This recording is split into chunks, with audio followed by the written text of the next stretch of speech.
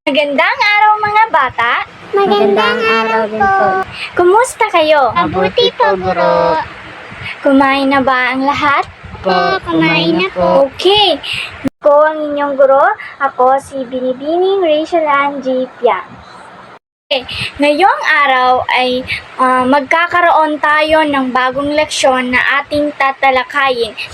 Bago ang lahat, tayo ay manalangin. Sa ngalan ng Ama, ng Anak, ng Espiritu Santo. Amen. Tayo'y manalangin. Aming Diyos na makapangyarihan sa lahat, salamat po sa araw na ito. Salamat po sa magandang kalusugan at sa mga biyaya na aming natatanggap araw-araw. Tunay na kaibuti mo po, Panginoon. Kaya patuloy na pinupuri at sinasambangan namin. Dalangin po namin, nagabayan niyo po kami sa araw na ito. Tulungan mo po kami na maunawaan ang lahat ng mga araling ituturo sa amin. Bigyan niyo po kami ng talino, pagmamahal at kalakasan sa aming pag-aaral. Pagpalain mo po ang aming bansa, ang aming paaralan, ang aming mga guro at mga magulang. Salamat po sa pangalan ng aming Panginoon Jesucristo. Amen. Ayunin, pagkatapos ng aralin, inaasahan ng mga mag-aaral ay may pamalas ang kanilang kakayahan na maunawaan ang konsepto ng kwento at alamat, na ilalahad ang sariling damdamin batay sa napakinggang kwento. Nahuhulaan ang mga pangyayari sa kwento gamit ang pinakitang mga larawan. Mga bata, bago natin tatalakayin ang ating bagong leksyon, atin munang balikan ang ating pinag-aralan kahapon. Sino sa inyo ang makapagbahagi ng kanyang kaalaman sa aralin na ating tinalakay kahapon? Ako po, Guro. Okay? Ira? Ma'am, ang tinalakay po natin kahapon ay tungkol po sa elemento ng kwento. Itinuro niyo po sa amin ng iba't ibang uri ng elemento ng kwento. Okay, very good. Mahusay. Ngayon mga bata, ano-ano ang mga elemento ng kwento na ating tinalakay kahapon? Ako po, Guro, nais ko pong magbigay. Okay, Feb? Ohan, tagpuan, banghayo pagkasunod-sunod ng pangyayari. Magaling!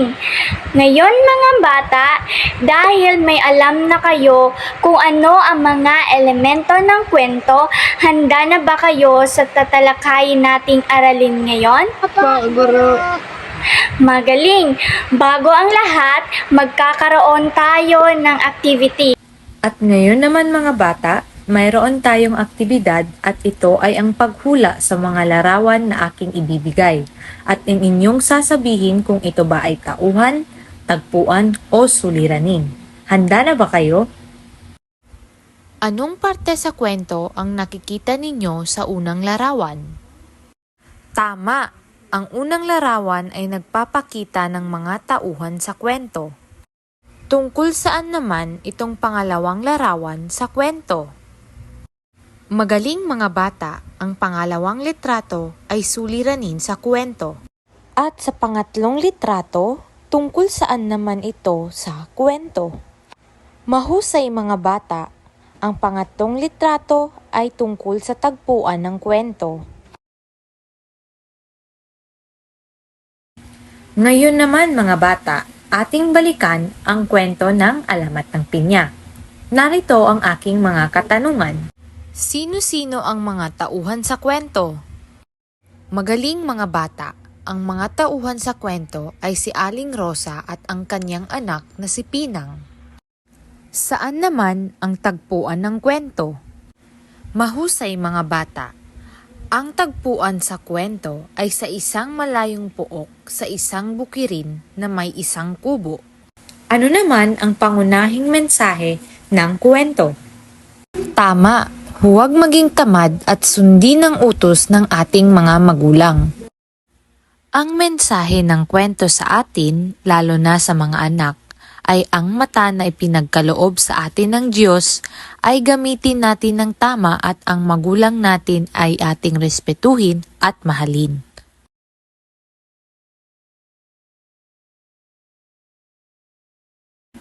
Mga bata, ngayon ay meron ulit tayong aktibidad. Igugrupo ko kayo sa 3 grupo at kayo ay gagawa ng tula tungkol sa inyong ina. Ang bawat grupo ay kailangan magtulungan at magbigay ng kani-kanilang ideya at inyong pagsasama-samahin upang makabuo ng isang magandang tula tungkol sa ating mga ina. Maliwanag? Magandang umaga muli mga mag-aaral. Ako si Binibining Naila at ako ang inyong guro sa Filipino. Tara mga bata, dumako naman tayo sa ating talakayan kung saan magkakaroon tayo ng formative assessment. Narito ang ating aktibidad o ang tinatawag nating formative assessment, kung saan kayong mga mag-aaral ay piliin lamang ang letrang tamang sagot. Narito ang unang katanungan. Ano ang pangunahing dahilan kung bakit naging prutas ang pinya? A. Dahil sa isang malupit na hangin. B. Dahil sa isang maamo at mabait na Diyosa. C. Dahil siya ay tamad. Magaling! Tama! Ang letrang tamang sagot ay ang letter B, dahil si Pina ay isang maamo at mabait na Diyosa. Okay mga bata, dumako naman tayo sa pangalawang katanungan. Sino ang pangunahing tauhan ng alamat ng pinya? A. Si Naila. B. Si Juan. C. Si Pinang. Tama! Magaling mga bata! Ang tamang sagot ay ang letrang C, which is si Pinang. Si Pinang ang pangunahing tauhan sa alamat ng pinya. Dumako naman tayo sa pangatlong katanungan mga bata. Ano ang aral na makukuha mula sa alamat ng pinya? A. Ang pagiging makasarili. B. Ang pagiging makasarili at may masamang hangarin. C. Ang kasipagan ay nauugnay sa tagumpay. Tama! Magaling mga bata! Dahil ang tamang sagot ay ang letrang C. Dahil ang kasipagan ay nauugnay sa tagumpay. Magaling mga mag-aaral! Bigyan nyo naman ng maraming palakpak ang inyong mga sarili. Magaling! Dumako naman tayo sa paglalapat ng aralin sa pang-araw-araw na pamumuhay. Okay mga bata, sa kwentong alamat na inyong napakinggan, ano-ano ang aral na inyong nakuha?